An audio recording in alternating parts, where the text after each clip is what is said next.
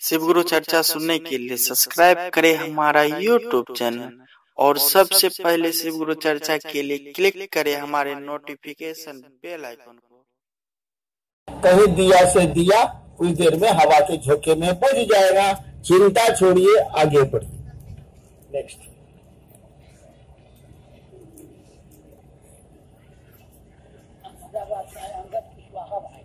कहा जाता है कि शिव भोग और मोक्ष अभिन्न रूप से देते हैं। कैसे? समझाने की कृपा करें। सवाल लिखा क्या है? अंगद कुशवाहा। इतना अहमदाबाद में इतना तेज सवाल करने वाला आदमी तो हमको नहीं लगता। अच्छा, आप बोल देते। एक भाई ने पूछा है कि शिव गुरु के रूप में मोक्ष और भोग, जोग और भोग दोनों के अभिन्न रूप से दाता है। अभिन्न माने, अभिन्न का माने क्या होता है? जो भिन्न नहीं हो, एक नहीं। ये मत बुझिएगा, एक होता है। अभिन्न माने दो भी नहीं, एक भी नहीं। जैसे कागज के टुकड़े को ले लीजिए आप, एक पेज इधर हुआ, एक पेज इधर हुआ। एक टुकड़ा है कागज का, एक पेज इधर, एक पृष्ठ इधर, एक पृष्ठ इधर। जरा अलग करके दिखाइए, नहीं होगा। यानी एक नहीं है वो पन्ना, लेकिन अभिन्न है, एक ही साथ रहेगा। पेज 1 एंड पेज 2 एक ही साथ रहेगा पन्ने में, इसी को बोलते हैं अभिन्न। तो कहा गया कि शिव गुरु योग और भोग के, मोक्ष और भोग के अभिन्न रूप से दाता है। कोई गुरु जो सही गुरु होगा, सदगुरु का मानी होता है सही गुरु, जो सही गुरु होगा, शिव तो गुरुओं के गुरु हैं, वो आपको भोग और मोक्ष एक साथ देते हैं। आपको ये समझना होगा कि भोग किसको कहते हैं, मोक्ष तो आप जानते ही हैं कि उस परमात्मा में मिल जाना। इतना समय तो नहीं है कि भोग की मैं आपको व्याख्या करूं, लेकिन गुरु भोग और मोक्ष के अभिन्न रूप से दाता होते हैं, सदगुरु ही होते हैं। शिव तो सदगुरुओं के गुरु। क्या कहना?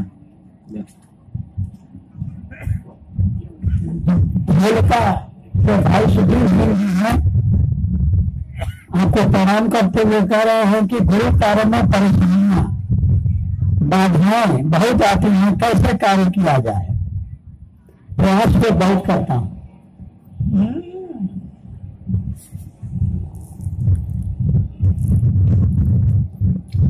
पुरुष होना, महिला भी नहीं है। ये महिलाओं का प्रॉब्लम देखिए, कहीं जाना होगा तो पहले आधा घंटा बाल झाड़ना होगा।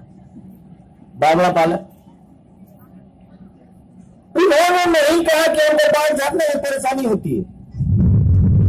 मैं कहता था जब शिव गुरु हुआ, आसमान के लोगों से मैं मिला तो हमको भी छोटा जैसा बाल था बहुत। अब तो मैं आसमान से कहता था कि बाबू हम नहा लिया, चलो बाल झाड़ेंगे। और 2-3 महीना तक आसमान से मैं बाल झड़वाता था।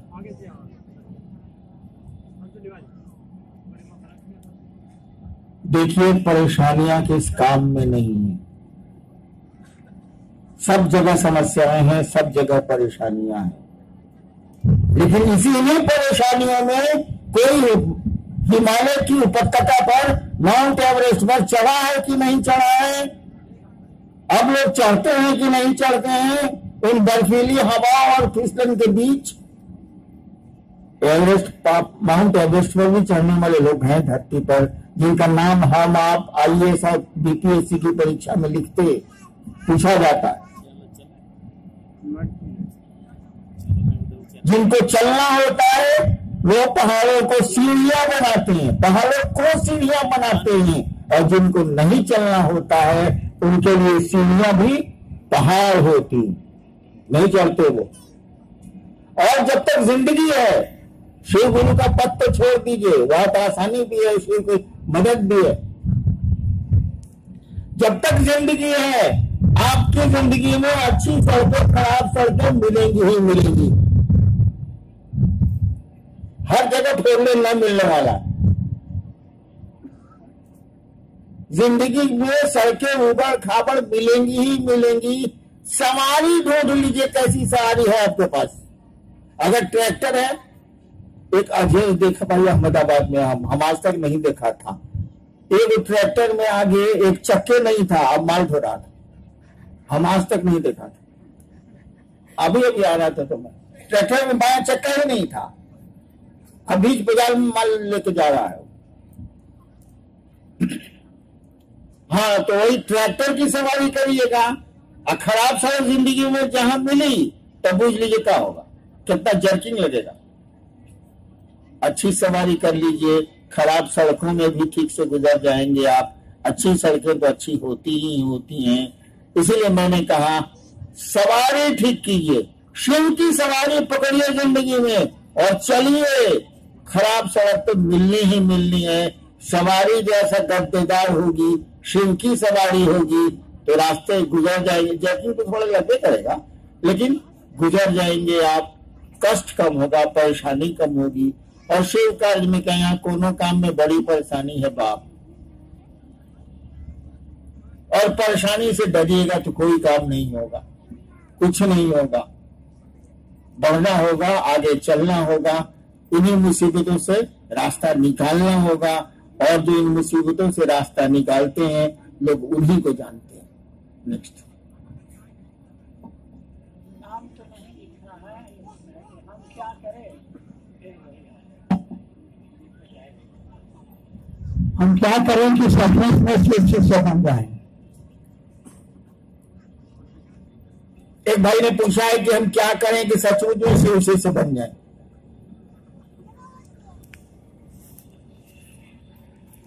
भाई शिव से का माने सचमुच नहीं होता है का? दूध का माने क्या होता है, हमेशा पानी में लगाएगा। शिव से माने शिव से। भाई साहब ने पूछा सचमुच यानी कुछ गड़बड़ भी होता है शिव सिस्टम में। भाई साहब को अनुभव है ना, हम लोग कहते हैं बढ़िया दूध देगा ना। मैंने भाई साहब को पता है कि दूध खराब भी होता है। देखो बाबू, ये आध्यात्म है, यहाँ शिव का मामला है, यहाँ गुरु का मामला है।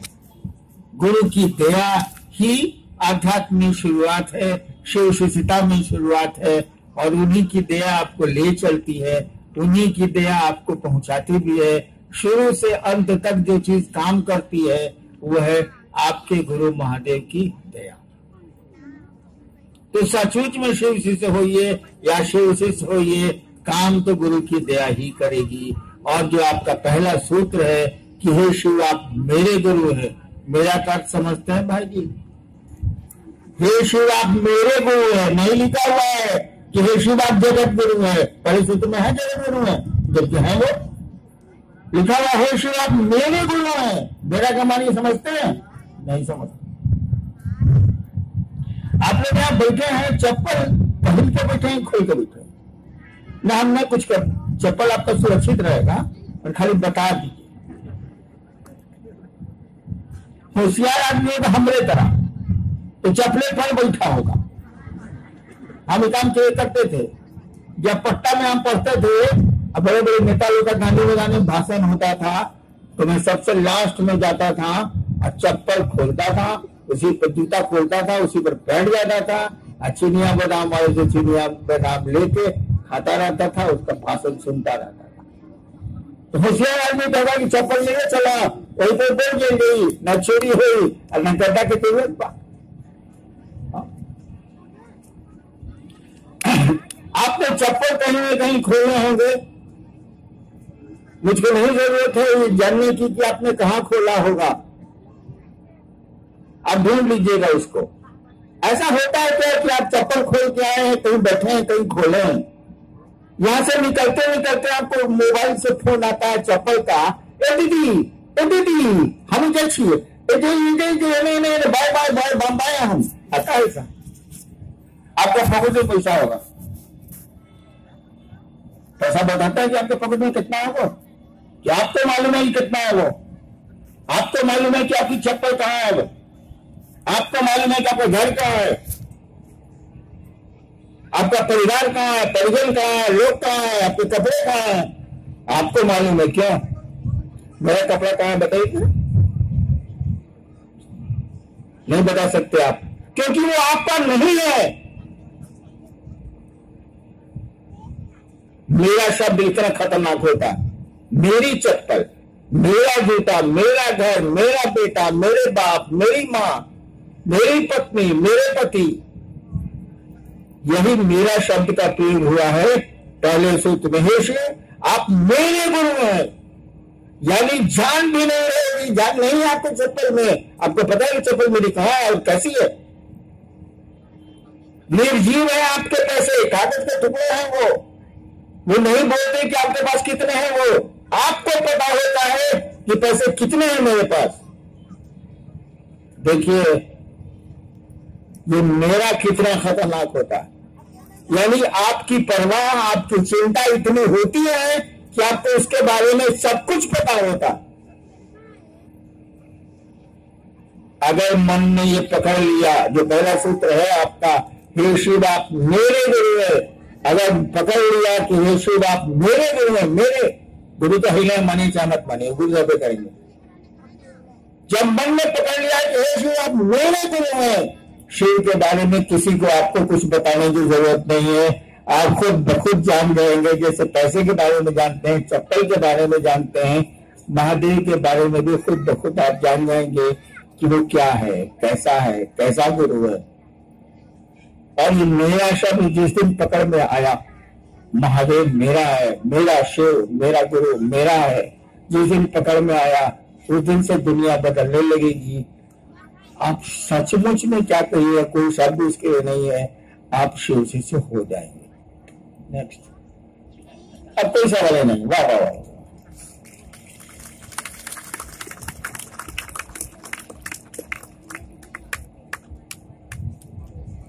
अहमदाबाद का ये शिव गुरु महोत्सव आप आए, अच्छा लगा। मेरी चाहत क्या है, मैं चाहता क्या, मैं चाहता हूं कि आप शिव के सचमुच में शिष्य बने। जय भाई साहब ने कहा है,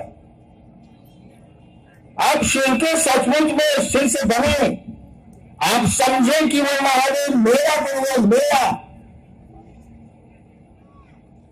और इसी शुभ कामना, इसी अनधिकार आशीर्वाद के साथ मैं आप सबों को प्रणाम करता हूं और चाहता हूं कि आप शिव के शिष्य बने हो। आप बड़ी खूबसूरत दिन होंगे वो, जब आप शिव शिष्य होंगे, लोगों को शिव शिष्य बना लेंगे। चलिए आपको मेरा